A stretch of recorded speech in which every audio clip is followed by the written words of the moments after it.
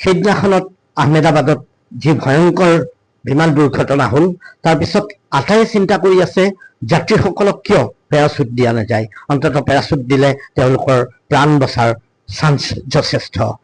চাওঁ আহকচোন কিয় আচলতে পেৰাচুট দিয়া নাযায়। মই অনুপম দত্ত।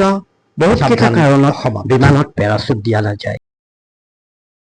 যেতিয়া বিমানখন কিবা কাৰণে ক্ৰেছ হয়, ইমান সময় নহয় যে পেছেঞ্জাৰ এজন এজনকে পেৰাচুটেৰে নামি আহিব। যদিও প্লেইনত ইমাৰ্জেঞ্চি দৰজাৰ বিষয়ে জনোৱা যায়, তাকো যাত্ৰীসকলে গুৰুত্ব সহকাৰে নলয়। এতিয়া পেৰাচুটৰ ট্ৰেইনিং কেনেকে দিয়া যায়? ধৰি লওঁ পেৰাচুট অপাৰেট কৰাৰ ট্ৰেইনিং আটাইকে দিয়াই হ'ল বাৰু।